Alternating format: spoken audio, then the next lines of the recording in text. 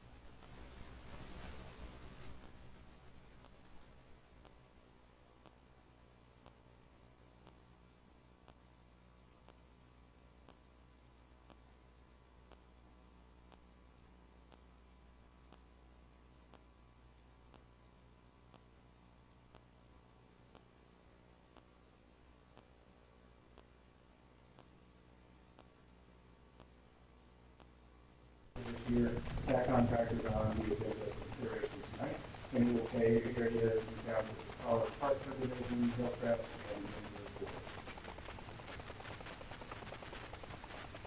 Here are the remaining single year projects. A couple of them here. Veterans Park improvements shows 2% progress. Staff is just beginning to work with vendors to design flow improvements overall in Veterans Park. You'll see that started. And the annual cemetery, the sewer rehab is at 45% complete. The majority of the work is completed on the manholes throughout that system to prepare for mining work that will take place this month. Here's a look at the multi-year projects in design. We don't have any updates to provide this month. The two transportation bond projects are just waiting for easements to be rolled over into the construction phase, and the rest should pick up as we get through the year. Actually, the same for our multi-year project under construction. That's progress this month before month. Here's a look at the equipment projects for the year. This is probably the best our equipment that's where we've looked in a long time, and same for vehicles as well.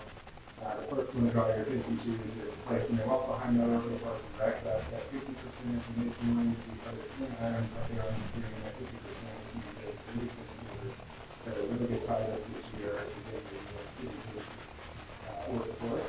The other two items that were ordered are a water and sewer, and a controller, safety item for us, and a air compressor. So both of those are underway as well. And we had two items that we missed to complete during this month. The first is the two radar trailers for the deputies that are out on 49 and working well. So you might see those around town, but it's place in service. And we also have a lawnmower for the fire department station 1 that was received from place in service, and we will be shifting around fire department mowers and surplusing out the one that was replaced. And here is look at our vehicle projects. So it's nice to see some yellow on that. We need to make progress on those. I have a couple here that have been ordered, a replacement truck for the engineering inspector and a replacement water technician truck, which is up to 50%. We also have environmental protection dump truck at 75% we received.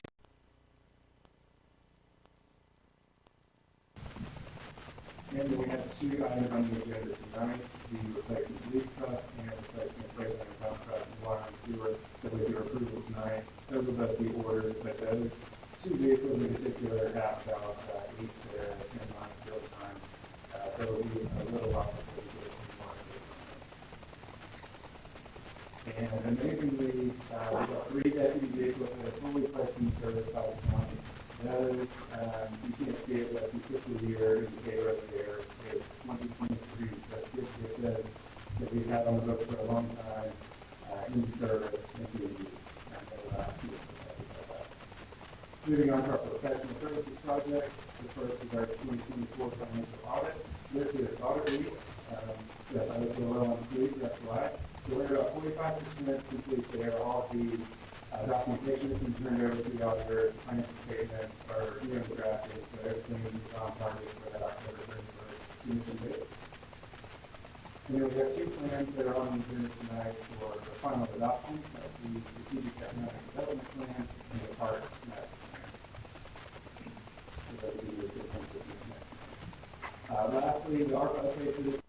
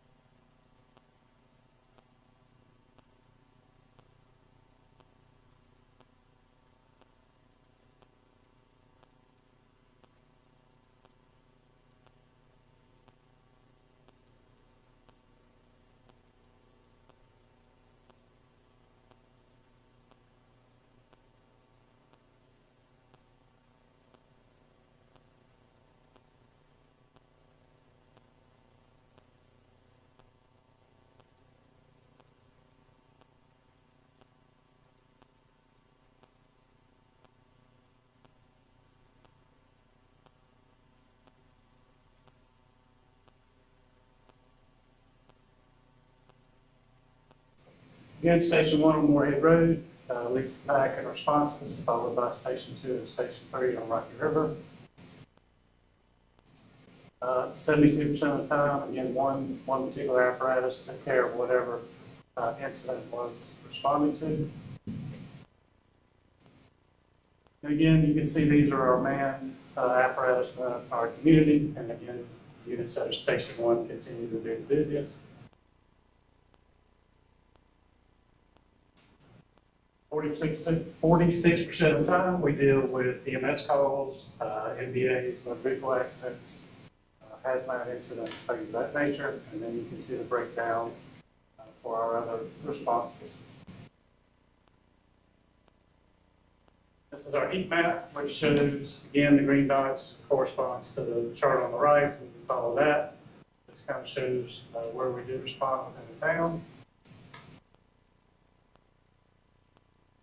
Again, these are our fire zones and the percentages that are associated with the amount that would respond to those zones. And again, some of the highlights for our operational division. Last month they were training with North Carolina Emergency Management in their helo operations in Salisbury, so we were able to take part in that. That was very beneficial training for both the pilots of the helicopters and our personnel to understand if they got in that situation, what would be required of them. And then, as we talked about a little bit last month, we did have the deployment with Tropical Storm or Hurricane Debbie. Tropical Storm Debbie. So we went to Bladen County. And again, like we discussed, some of the things we talked about, they did do some community service missions there in Bladenboro. They did multiple damage assessments in various areas.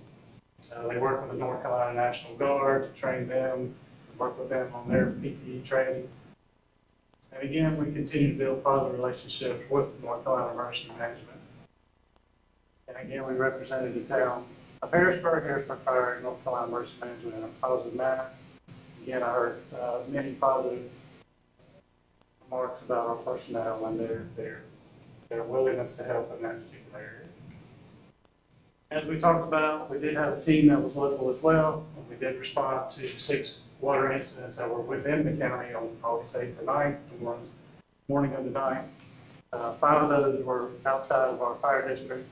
But we assisted other county agencies with rescues, and then we did have one in our normal area at Farmville Road in Fall Linker Drive. And that's our month of August. Thank you, Chief. Are there any questions? You may have covered this last time. When we endure expense while we help out, is that just a standing agreement we have? Do we get reimbursed for expenses when we go assist? For locally or out? Well, I mean, I saw at least 3 incidents. You know, we helped out on the Roadhouse fire. We went to Bladenboro. We worked on some of these. Do we get our money back? So when we deploy out of the county, we are fully reimbursed for those expenses. Not only the expenses of the personnel that are going, but also the cost that it takes to backfill our stations here to keep our manpower up. So we've been working with finance and Brian Lee and his team. We're about to submit all that here, I think, soon. So we'll get reimbursed for all of that. Locally, you know, it's mutually beneficial for our mutual aid agreements with the City of Concord. They assist us a ton, and we assist them a ton, and it's just a beneficial relationship both of us from an operational standard. So there's no additional funds that we provide them or they provide us. And you have the same with Charlotte, right? Mutual aid in Charlotte. Correct. Same with Charlotte. So if you think about, some of Charlotte stations on near the pavilion and Robinson Church Road in Mecklenburg County, for our neighborhoods that are on that side where Lee lives, they're very, they're very close and they're very beneficial with the City of Concord going on there. Good relationships. Any other questions for Chief Dunn? Thank you, sir. Thanks, Chief. Just a couple of comments this evening. If anybody was around here for the last Friday, There was a football game at Hickory Ridge, they were close to Marvin Ridge, and the Freedom Foundation actually put on the patriotism ball. So if you saw a helicopter flying and paragliders jumping out, that was what that was for. It was a pretty cool experience to see that. Lots of folks were involved in bringing that as the 13th annual Day of Remembrance for Patriotism Day and for 9/11 as that was coming up. And also, the Charlotte Touchdown Club presented a check to the Hickory Ridge Athletic Booster Club as well as the Marvin Ridge Athletic Booster Club for $5,000 each for their program. So it was a special evening, so that's what all the commotion was about in the sky. You did see that. I'm looking forward to seeing the community come out to our next Rocking Bird. That is this Saturday, the 14th. With its country. Vegas Vegas McGraw. Thank you. Yes, that's always a popular one. So looking forward to seeing our community out on that. And then the following Saturday, the 21st, we will host the Multicultural Festival in Richmond. So we're looking forward to two great events the coming weekends. Hoping this lovely weather hangs around for that. That is all I have this evening. Are there any council comments? Oh, I'm sorry. Go ahead. Well, I'd like to echo the invitation to come out for the multicultural event. It is fantastic, great chance to meet your neighbors and see the diversity in Harrisburg, which is really amazing, and to hear different languages and see demonstrations and dancing and chance to buy merchandise and eat good food. So hopefully the weather will hold up. We'll see you all on the 21st. Okay, there's room charm come out on the 21st, but also back in July, I was appointed to the North Carolina League of Municipalities Risk Management Services Board of Trustees. So that will be an opportunity for me to participate on a more macro level to help establish overall policy and approve special services for members. Earlier, Rob mentioned that we got approved for the Main Street roundabout. And to put kind of a perspective on that, to understand there were 9 projects submitted recently for these grants. 7 got ranked, 3 got approved. The bad news out of that was we fought, as Rob said, there was some fighting going on. It was previous months that they actually brought in representatives, higher management from Raleigh to come in and explain to us that after they had told us to go in and submit all these projects, any projects that you have, we've got money, bring them to us, let's go, we're ready. Well, then we brought all those projects in. As I said, there were 9 brought in, and NCDOT backed up and said, wait, we don't have the money. So then we had to rank the various projects. We were fortunate that we did get included in the top ranking. The bad news is, of course, that NCDOT is out of money once again. Won't be out of money for many years. The gentleman that runs District 10, which is the sister district to us, he runs Rowan County. He's been with NCDOT for 20 some odd years. He's retiring this year. Made a statement that he has not remembered or seen a backlog of projects to this level in the history that he's been with NCDOT. We expect the backlog or funds not to be available for at least 2 to 5 years. And that's best case scenario is the way it's explained. So congratulations to Mallory and her staff, Rob, to the other engineers that were involved in this. But yes, the well has run dry. I think the feds borrow some more money. I mean, that doesn't take us out of a federal project. We can get federal money. But if we're counting on NCDOT, we're out of the picture. Council comments. We will move into the public hearing portion of tonight's agenda. First up, we have the adoption of order for the extension of the county's transportation general obligation bond that Brian spoke about. He's going to come back up and give us a little bit more information. Yes. Yes, so this is for the extension of the town's transportation general obligation bonds. So in 2017, the voters approved these GO bonds on November 7th, 2017.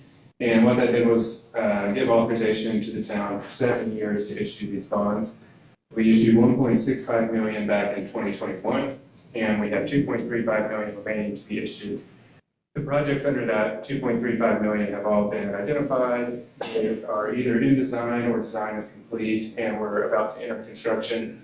And those include the sidewalks along Stallings Road, Highway 49 Phase 1 improvements, which are the entrance into Food Line and construction of Financial Way, and other traffic mitigation projects such as Roberta Road improvements and the construction of Cambridge Drive and Davis Creek Greenway crossing. So we only have a couple months, most likely, to get these construction contracts executed and be able to issue the bonds on these projects. But with it expiring on November 7th, we have asked the LGC and asked you, the council, to allow us extra time to issue these bonds. So the way that that will work with your approval tonight is to have the public hearing tonight. The LGC will consider the town's application for extension at the September 10th meeting, so tomorrow they'll do that. And I did want to mention that the LGC usually requires the board action, the 30-day waiting period, and everything before they provide their approval of it. But I think just due to our relationship with the LGC and our track record with them and everything, the staff allowed our application to go through and get on their agenda before our action was taken tonight. So that speaks pretty highly of our relationship with the LGC and what we've shown them over the last several years.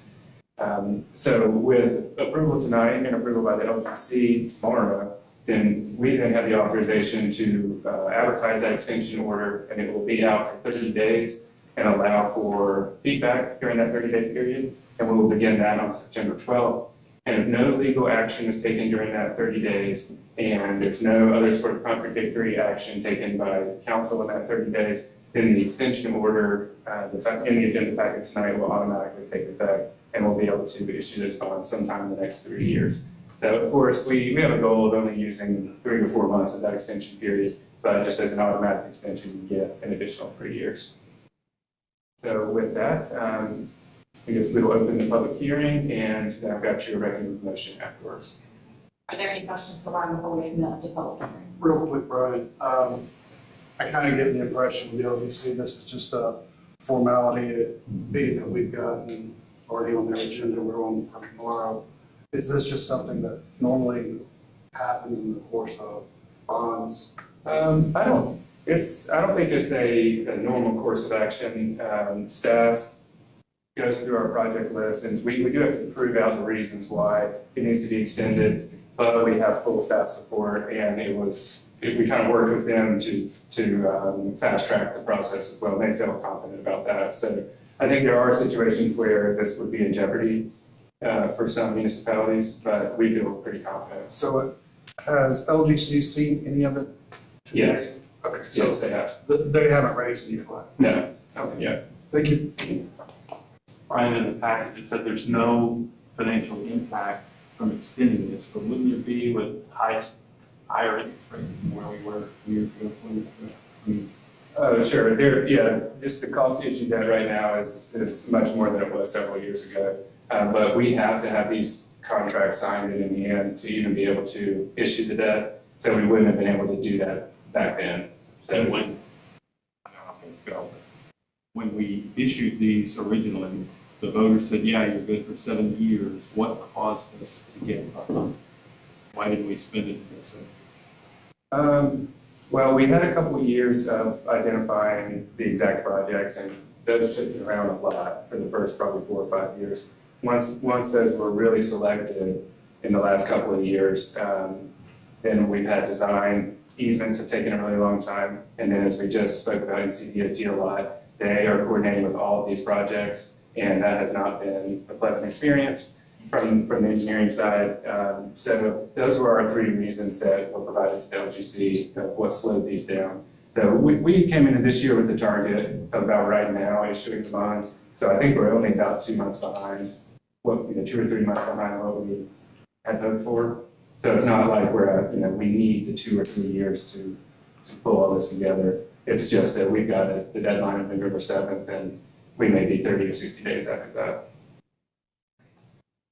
Well, I'm wondering, the typical COVID years that we've had probably could into that as well. Oh, sure. Slow down and do other things. Yeah, I mean, we purposely did pull back on a lot of capital projects while we waited to see what would happen over those couple of years.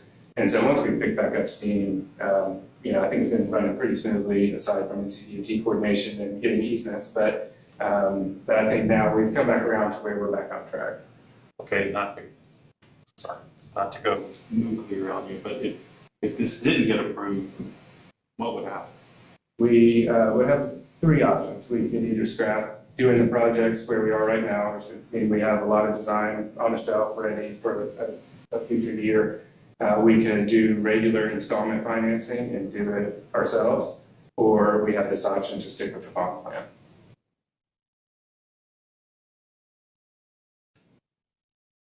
Any other questions for you for public comment? Thank you, Brian. At this time, we'll open a public hearing. We did have a sign up. There was not anyone that signed up to speak during a public hearing, but I will ask, is there anyone in the audience that wanted to speak that was not able to sign up? Anyone? With that, the public hearing is closed. Council, are there any additional questions for Brian before I make the motion? Okay, is there a motion on the floor to adopt the extension order of the 2017 transportation general obligation bonds, extending the period from 7 to 10 years after November 7th, 2017? There's a motion on the floor, is there a second? Second. All in favor? Aye. Motion is carried. Thank you very much. Thank you, Brian. Our next public hearing this evening is Traymore 2. It's a request to annex and rezone 25.2 acres. And we have Shelley DeHart with us this evening. Thank you, Mayor. So, Mayor and Council, this is a request to annex, rezone, and enter into a development agreement associated with a 25-acre site located on Hickory Ridge Road for the purpose of establishing a Harrisburg residential loan conditional zoning district to accommodate a future 23-lot single-family residential subdivision. The staff's recommendation to approve as presented. So the map before you on the screen is the site location with red stars of the subject properties located on the west side of Hickory Ridge Road, south of Rocky River Road. So, as introduced, this case includes 3 separate items. It's a zoning map amendment being processed concurrently with an annexation petition and a development agreement. Approval of these actions would result in the authorization of a development for a 23-lot single-family residential community. The design of this community includes lot sizes that vary from a ½ acre in size to over 3/4 acres in size, where the average lot size of the 23 lots is just above a ½ an acre. The proposed density is less than 1 unit to the acre. There's over 6 acres of open space provided within the development, including an offer of a payment in lieu of public dedicated open space. Transportation improvements for this project includes right turn lane into the development and the construction of a 2-lane connector road through the community. With all conditional zonings, there's an associated site plan, which is included in your packet, and various conditions of approval. So the aerial photograph on the screen identifies the subject property, again, over 25 acres in size. It is undeveloped, a mixture of pastured and subwooded area. McKee Creek is located to the north and west of the subject property. As you can see in this photograph, that there is a development directly to the north that is under construction. It's called Traymore 1. It is an approved conditional zoning district for 42 single-family residential lots, and just north of Traymore 1 is Hickory Ridge Elementary School. So the plan under screen is the rezoning plan for the development. The development itself is titled Traymore 2. You can see there are 23 proposed lots, all taking access off of Hickory Ridge Road is the primary access, which is designed again as a two-lane divided connector. There are various road connections outside that connect to adjacent properties. The street connection to the south would be a future connection. To the west would be a future connection. Now, the northern connection would actually connect directly into a 60-foot right-of-way proposed within Traymore 1. The development itself includes, of course, open space and buffers on all sides of the development. So we'll take a minute to talk about the connector road, which is the primary road within the development. So this connector road was envisioned within the town's comprehensive transportation plan. It was planned to connect Robinson Church Road with Hickory Ridge Road. This is a two-lane divided road. There's no direct access onto this road except at street intersections. Therefore, the subject development is designed with all rear access to these lots. So the homes will face the connector road, but there'll be a private 15-foot wide driveway along the back of all of these lots in which they will access the garage to the homes. With all zoning map amendments, we look to the future land use plan and refer to it as the HALA. The subject property is located within the very low density residential classification of our plan. That means it's envisioned for single family detached residential with densities between 1 and 2 dwelling units to the acre. Again, this subject project is less than 1 dwelling unit to the acre. This proposal went before the Planning and Zoning Board at its July 16th meeting. It was continued to the August 20th meeting to allow staff time to fine-tune some of the conditions of approval as well as the connector road detail. After receiving the information at the August 20th meeting, the Planning and Zoning Board unanimously approved a motion to recommend approval of the zoning map amendment as condition to the council and make the required findings as well. The conditions of approval that are recommended as transmitted by the Planning and Zoning Board, there's 14 different conditions. They are typical conditions associated with residential subdivisions. There's a limit on development use, lot counts, density, architectural requirements regarding primary cladding materials for the homes, no exposed concrete foundations and inside of the dwellings, site design requirements within the community. This proposal would be contingent upon approval of the annexation.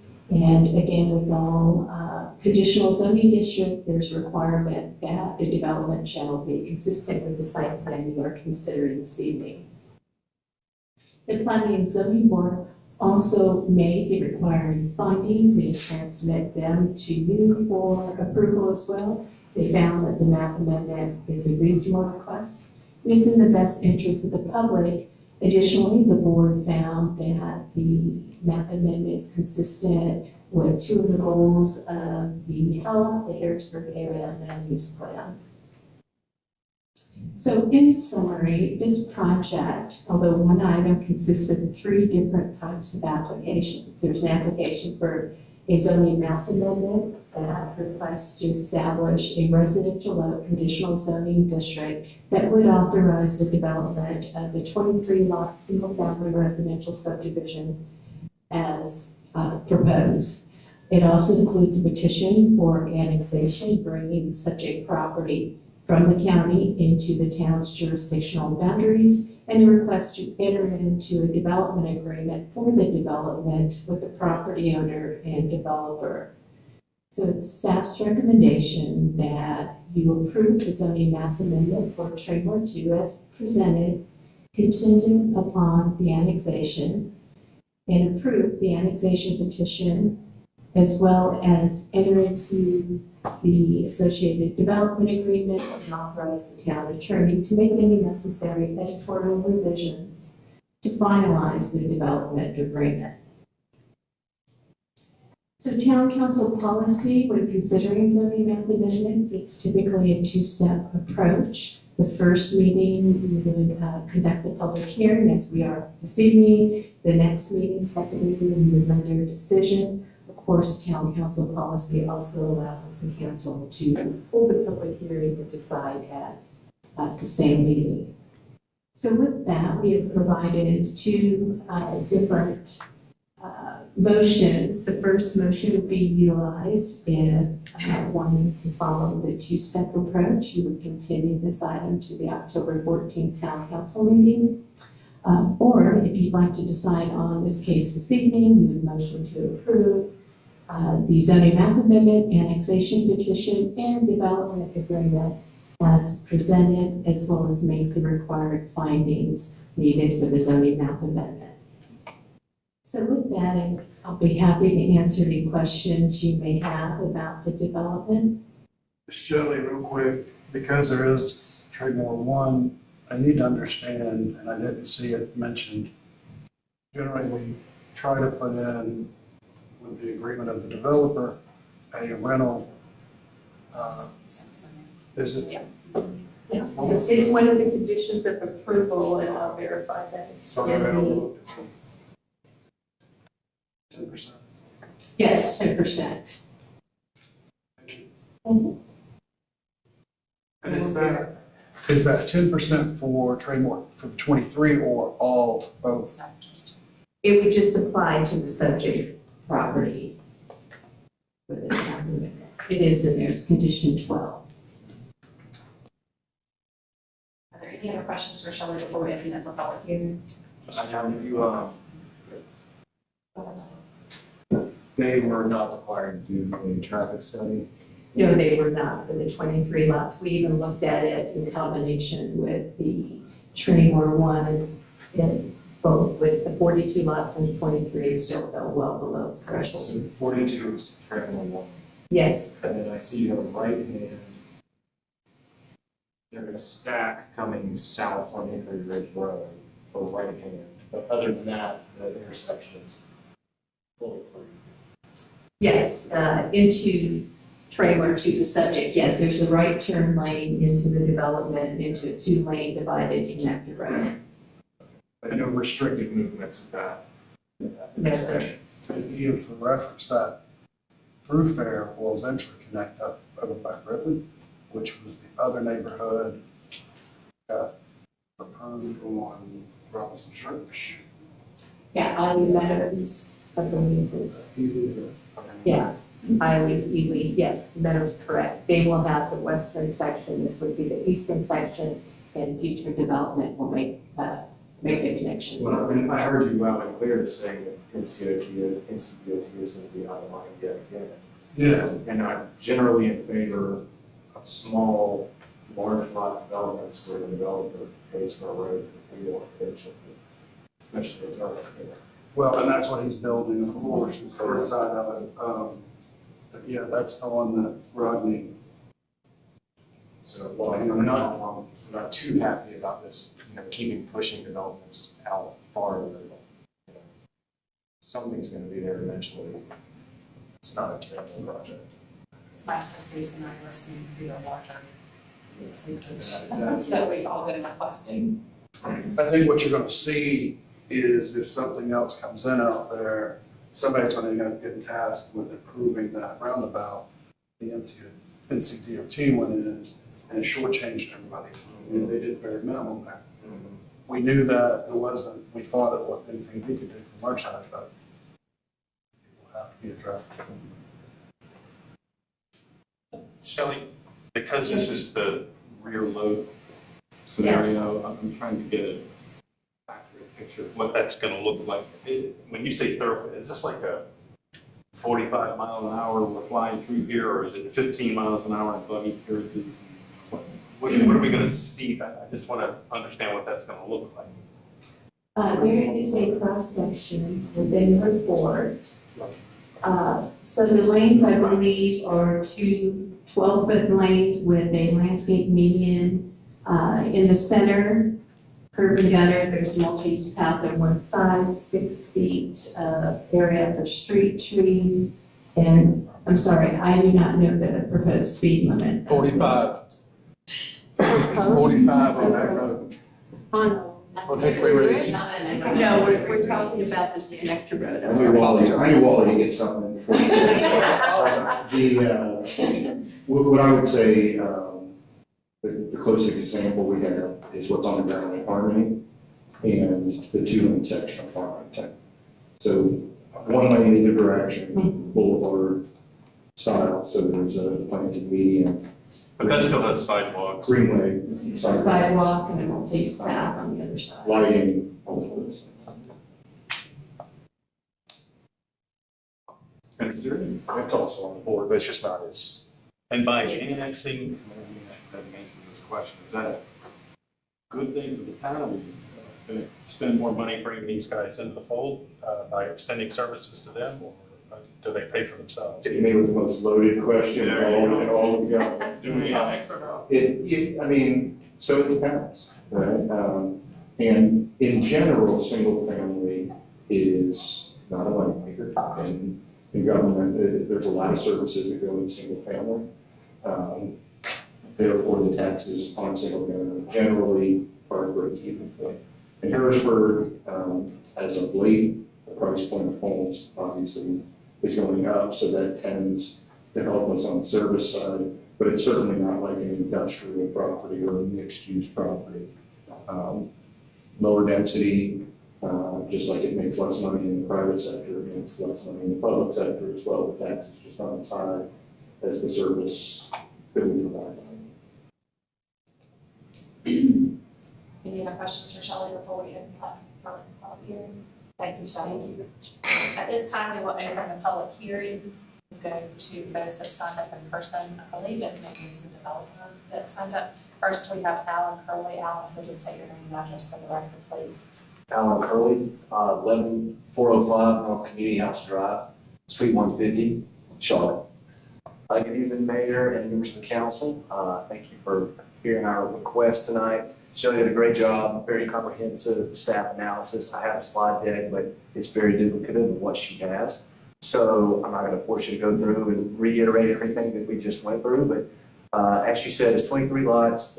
We'd like to add on to our Traymore one. I think everyone knows the Traymore one is also a Taylor Morrison development, and we're trying to add that on as a more of an estate opportunity, as you mentioned, with the larger lots.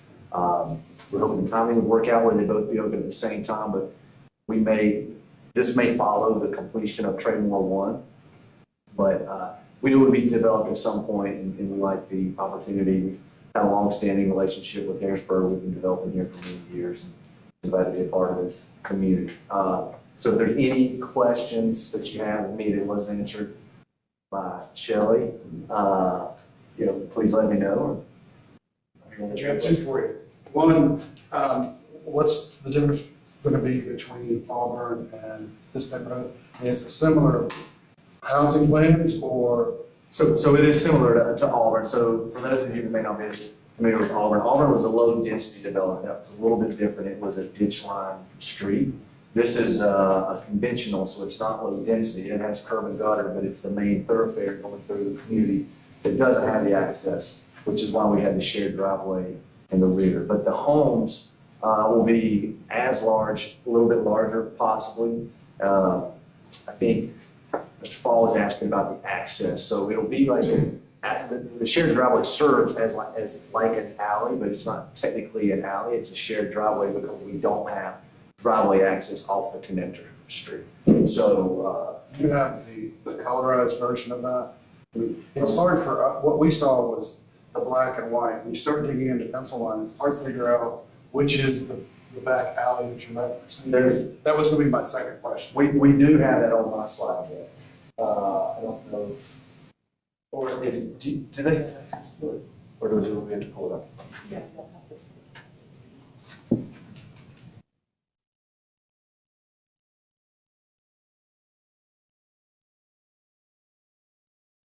Okay,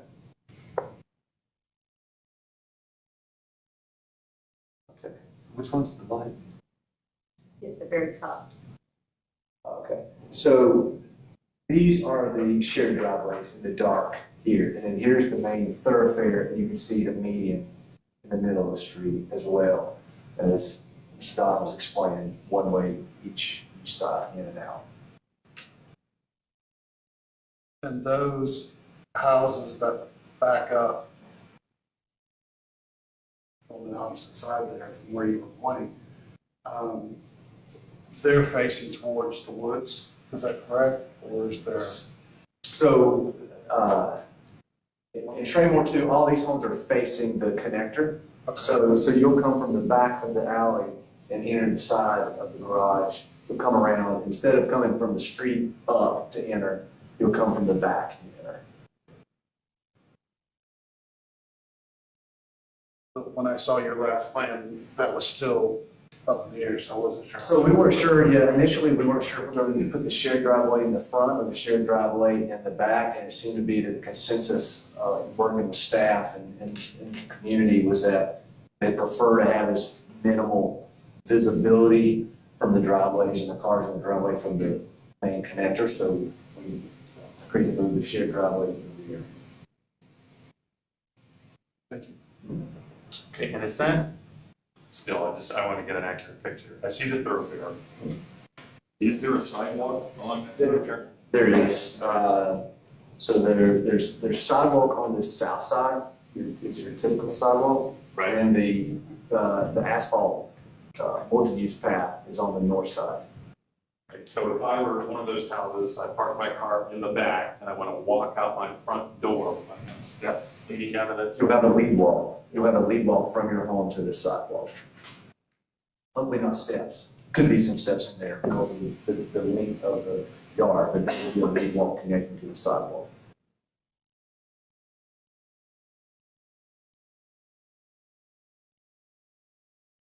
Any other questions for Alan? Just last one, I think it's pretty clear that this will finish the connection from both of these to the school sidewalk connection on Hickory Bridge. Yeah, I believe so, yes. So that we have lots. Yes. If you look directly in the middle, top on Patrick, you'll see the north side of the boulevard has the 10-foot multi-use path. And then there's also a 10-foot multi-use path that heads straight north from Traymore 2. I'm going to show you work one about right in the middle. Looks like a white line in this, and then you'll see a few more paths that go up to the school once you get up there in the Traymore one. And of course, Alan, my ask is the same ask as it was when you and I talked. It was quite a sight when you did Traymore 1, the land clearing, especially right next to the school, when all the school teachers let us know that that was quite a sight to see all those trees go down. I know a lot of the trees were scrub trees that had to go. An average resident doesn't understand that, but anything that we can save, of course. We're working with staff, I think, as Shelley said in her report, down the south side to try to save more trees here. I hope that this will be able to be saved more. As you can see, we have the spring head that goes into the creek. So it's of our best interest as well. As much as we can save, we'll try to save. Any other questions for Alan? Thank you, Ms. O'Brien. Thank you very much. Next on the list, we have Eddie Moore. Mr. Moore, can you just state your name and address for the record? Good evening, Madam Mayor, council members. My name is Eddie Moore with McAdams. For the land development design firm assisting Mr. Curley. My address is 2100 South Tryon Street, Suite 400 in Charlotte. And just here to answer any technical questions should you have any. Are there any questions for Mr. Moore?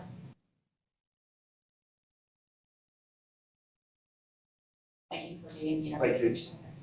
There were no other individuals signed up for public comment, so public comment is now closed. Council, are there any additional questions you have for Shelley on the project? she mentioned, we have two options, one either to continue or then there will be three motions to approve the consistency statement. I think just one last one. The mailbox kiosks is on the thoroughfare with on-street parking. Do you allow that on the thoroughfare? Yes, well, no, there's no parking on the connector road. There are 10 parking spots that are planned in front of their mailbox kiosks on the street. As you can see there, the road is designed where it sort of pops in to keep them out of the travel way.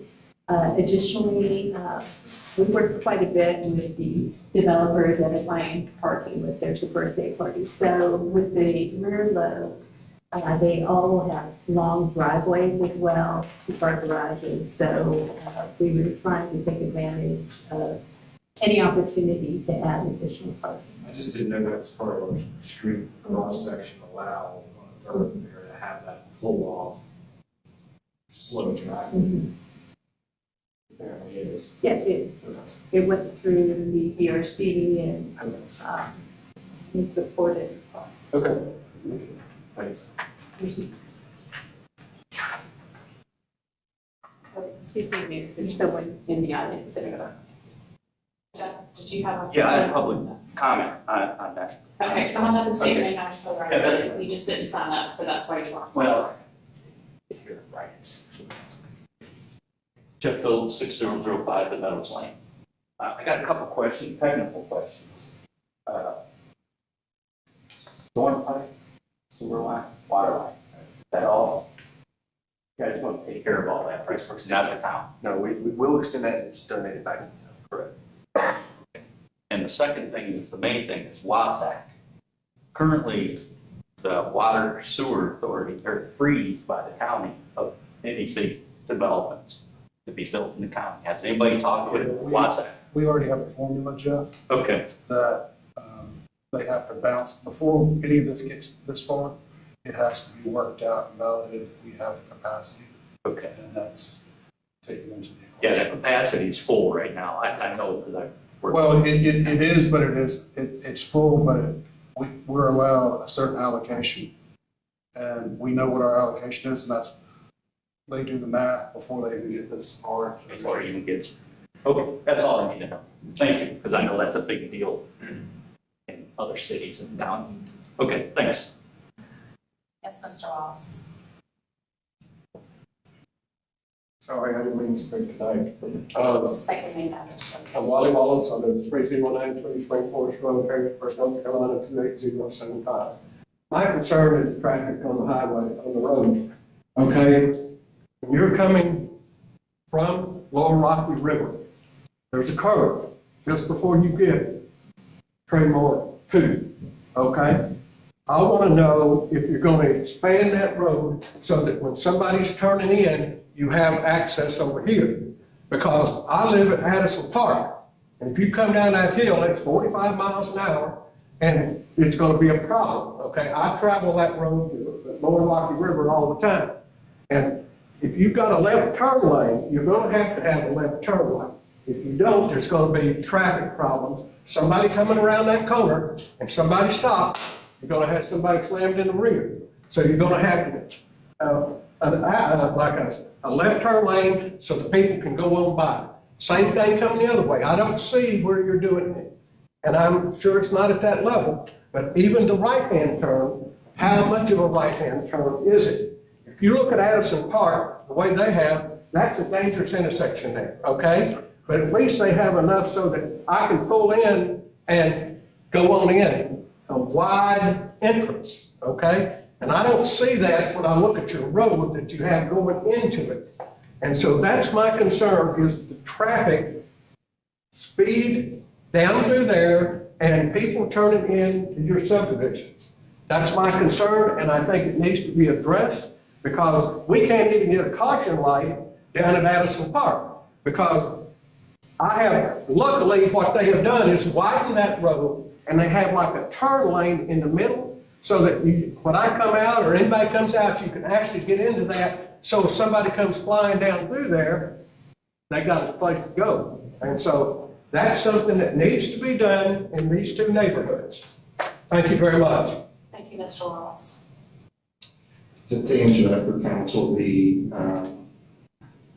designer will have to look at stopping site distance and turning site distance during the design process when they design that intersection. So it adds those parameters now.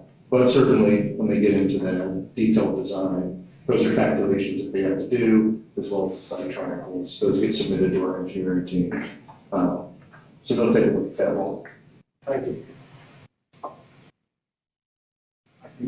I'm sorry if I'm out of order. Some technical question. Everybody gets pizzas and Amazon and FedEx, and if I were driving through there and I'm the new Amazon driver, I'm like, oh, here's the house. So do I have access to that back load, or do I dump it where the mailboxes are, or do I blow the horn and throw it out the window, or what do I do? It's a driveway for the home, so yes, they will have access. As far as in, Hate to beat you up, but the people at home can't see over here. so there won't be any type of limitation because it'd be like their own driveway. The shared driveway is for everyone, so they will absolutely have access to that for the delivery. I can't speak to the people who are ordering, how they're going to tell the delivery driver to bring it, but they will all have access to the driveway. Will there be signage that says you can't stop here, no deliveries, all deliveries in the back, or turn here? That's something we've not thought through. This is really the first connector that we build in Harrisburg that doesn't have any direct vehicular access off of that. There's not going to be a lot of area for them to get to it. We talked about the lead walk from the sidewalk. I would imagine that they'll figure out they need to go on the driveway, but that's a good question. Don't have a direct answer for that. Like Colony Road, I think is designed very much the same. They just stop. We address this, we're doing part of it is that, there are 27 homes here, most of which are, they're gonna be, it's gonna be easier to get down their driveway, right? So there's 6 or 7 of them on the edges that's the way you go anyway. If there becomes like a parking problem, people parking on the street, or above their parking, we would have our sheriff's deputies out there. Any of those types of things, they become enforcement. And with that, we have a few of these areas, thinking of the, is it Caldwell Park Industrial? What is the one that goes back to like the substation, electric substation? But anyway, we had tractor trailers parking there because it was a good off the beaten path place to go to park. And we would leave them running all night and right behind homes. So we had to put up no parking and had the sheriff chase them off, that kind of thing. So those become kind of enforcement issues after the fact, but they could become things like that. Okay. Thank you. Is there any other questions? So now we get to decide what to do. I'll add my comments and I'll provide a motion as well, but I will give kudos to Alan and his team. Alan is one of the few developers over the years. I've been here since 2015. I've seen several developers come through when they have no care or concern for the community. They want to give you what they're going to give you, and that's going to be it. Alan has worked with us, come in several different times and that, and made it convenient for anybody that wanted to participate. At the same time, he's listened to the concerns. I would motion that we go ahead and pass it this evening as it's recommended on the board. So there's 3 separate motions. The first one would be to approve Trailer 2 Michael Mann request for zoning the property residential road commission zoning district. Motion to approve. There's a motion on the floor. Is there a second? I'll second. All in favor? Any opposed? Thank you. The motion is carried. So with that comes the second motion, and that's to approve Trailer 2 annexing the subject property into the town of Harrisburg. Is there a motion on the floor? Motion stated. Is there a second? All in favor? Motion is approved.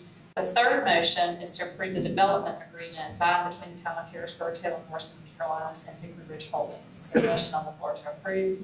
Motion stated. Is there a second? Second. All in favor? Motion is carried. And now we get to our consistency statement. This will be our last one, is motion to approve the following consistency statement for Springmore subdivision zoning map amendment. Town council finds this map amendment is consistent with applicable common decision criteria found within section 145.01.07 and specific review criteria within section 145.03.03 of the UDO and with the HAPA. Because it is in the reasonable request and best interest of the public. Is there a motion to approve the consistency statement as stated? Move. Or a second? All in favor? And Mayor, it was understood on the motion to approve,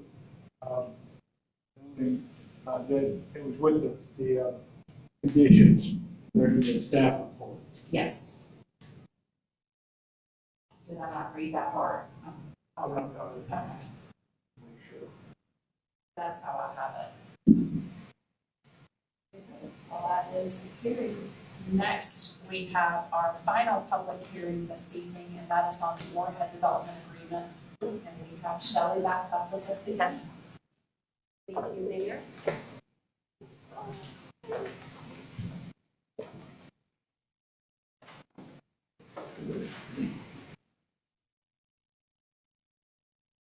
So, Mayor and Council, this is a request to enter into a development agreement with the property owner and developer associated with an annexation petition, H 2024. For the purpose of establishing development standards that would be tied to this annexation petition in the future plan for development of these properties. It is staff's recommendation that you approve entering into a development agreement as presented. So just a little background. The annexation petition was presented to the council within a public hearing back at its July meeting. This annexation petition is a request to annex in two properties located on Moorhead Road at Rocky River Crossing. These properties currently exist within the town's ETJ area. Therefore, they have Harrisburg zoning, which is residential medium. So this annexation petition is not accompanied with any type of conditional zoning. So at the public hearing, we talked about the standard conditions of approval that are placed on a residential development and found that in this case, the development agreement would be the appropriate document to do this. So staff has prepared the development agreement before you, and the conditions associated with this agreement include limited use and product, architectural standards related to the primary planning materials for the homes, no exposed concrete foundation. It also includes the construction of an agreed upon sidewalk that would connect the existing community on Rocky River Crossing to Moorhead Road with a 5-foot wide sidewalk. The development agreement also includes the concept development plan and elevations. So with that, it's staff's recommendation that we enter into agreement as for H 2024-04, contingent upon approval of the associated annexation petition with all development agreement. That excludes authorizing the town attorney to make any necessary editorial revisions to finalize the development agreement and to authorize the town manager to sign the agreement on behalf of the town. That concludes my presentation, and we have a suggested motion here. So we do have to open up a public hearing. Are there any questions for Shelley before we open that public hearing? Thank you, Shelley. At this time, we will open the public hearing. We did have one individual sign up, and that's Jason Gaddis. Jason, if you just take the name and address for the record, please. Thank you, Mayor, Town Council, Jason Gaddis, 8619 Arlington Lane. Here for it, and Shelley did a good job presenting, so I'm just here for questions. Are there any questions for Jason? Thank you, Mr. Gaddis. Thank you. Any other questions for Jason? Thanks for being here, Jason. Anyone else in the audience that wants to speak on the public hearing? Public hearing is closed. With that, there is a motion to approve the annexation development agreement contingent upon approval of the annexation petition that is coming up next. So is there a motion to approve the stated? So moved. Is there a second? Second. All in favor? Aye. Motion is carried. Thank you. So we'll move right into old business, and Shelley is joining us again to discuss the annexation petition for these same two properties we just discussed. Thank you. So this, again, is a continued item for annexation of properties located on Moorhead Road. The purpose of the annexation was the ability of the developer to access county utility services for the planned single-family residential homes. Staff's recommendation to approve the annexation. Again, the public hearing was held back in July. It's continued at the August meeting to tonight's meeting. We have just heard the development agreement and conducted that public hearing. Town council has approved it contingent upon this annexation and for staff's recommendation to approve this annexation petition contingent not only upon the approval, which we've done, but the execution of the associated development agreement. Questions for Shelley on this piece? If not, is there a motion to approve the annexation petition as stated? Motion. The motion, is there a second? Second. All in favor? Aye. Motion is carried. Keep this momentum going, we'll move right into big business, and Devin will be joining us on how we will deal with street servicing. Mayor, members of the council, hello for the first time up here. The item before you is, wow, turn it on. Welcome to using the Last second. Here we go. Yeah, so he got me all hung up on this. Here we go. All right, the item before you is consideration of the fiscal year 2025 Powell Bill resurfacing contract. As you know, each year the town conducts the street resurfacing to maintain the life quality of the roads throughout the town's transportation network. The streets were selected. We'll go through the list. I've got some pictures of them here in a second for you. Also included with the basic resurfacing is the reconstruction and slight widening of Waterloo Drive. We received 7 bids on 815 and Rand Pavement Services is the low responsive bidder. So some of the background, this is the Hillcrest subdivision. We've got 3 roads in this subdivision recommended for paving. It's the Hillcrest Drive, Whitefield Court, and Willow Lane. The next one is Windsor Forest subdivision. We have 5 roads in here: Flagstone Court, Kings Drive, Coachman Court, Churchill Place, and I did not change that last road. That name escapes me. Now, do you remember what the 5th one is? It says it there. You can see it in the map. I can't see it from this far away, but you should be able to see it once there. And then we have the College Park subdivision, and these 4 roads are Byron Drive, Cambridge Drive, Cumberland Drive. And that Kings Drive keeps popping up. I've got to edit these if I don't do them at the last minute on Friday again. 4 times. Don't pay it 4 times. There's Kings Drive on the map. That one may be correct. One of them is, Kings Drive is on the list. It's on the map. So here's a couple of pictures of Waterloo.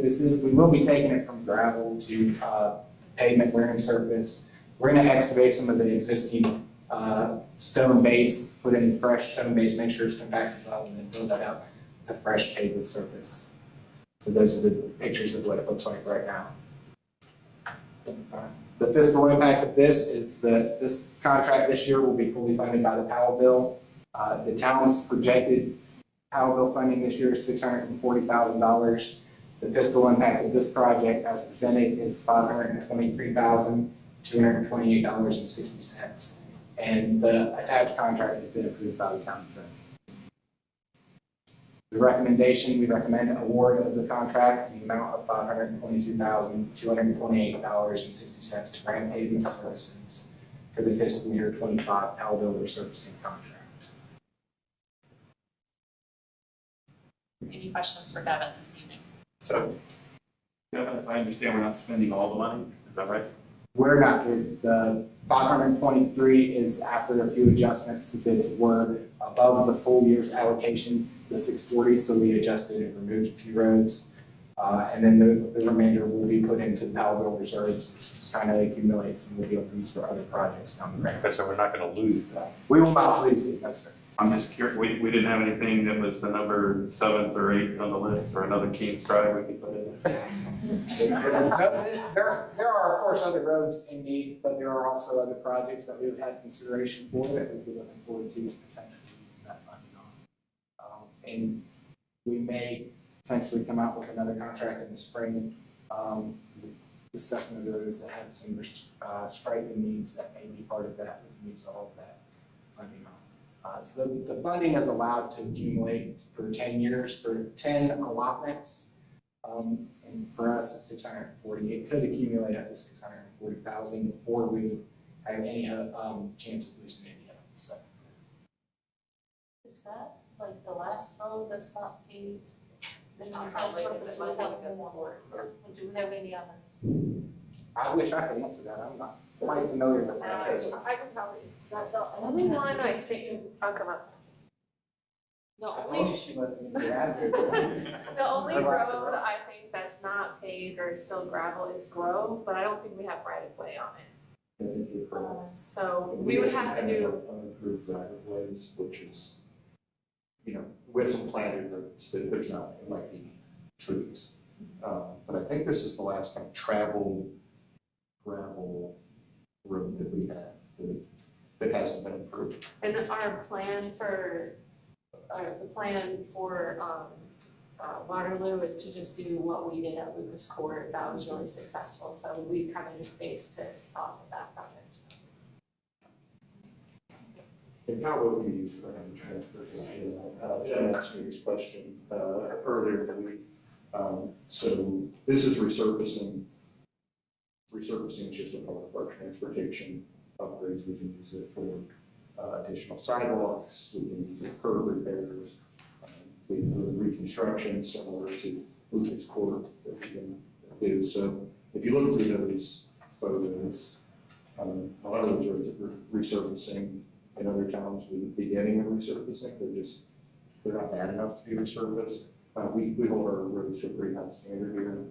These folks have done an excellent job over the years of keeping these roads up there. So we'll probably end up utilizing that for other transportation improvements, but it might be a spring resurfacing like that. So. Thank you. If no other questions, is there a motion to approve the attached contract in the amount of $523,220.60 to Ram Pavement Services for the fiscal year 2025 Powell Bill resurfacing contract? So, is there a second? All in favor? Aye. Motion is carried. Thank you. Thank you, Devin. I did not have anything written down for action items. I don't know if I missed anything. You are correct. I had nothing written down, which is an anomaly. It but is I'll a take it. blast. No action items there. We do have a need for closed session this evening for some real estate, legal, and personnel matters. So is there a motion to move into closed session? Motion to close session. For a second? All in favor? Aye.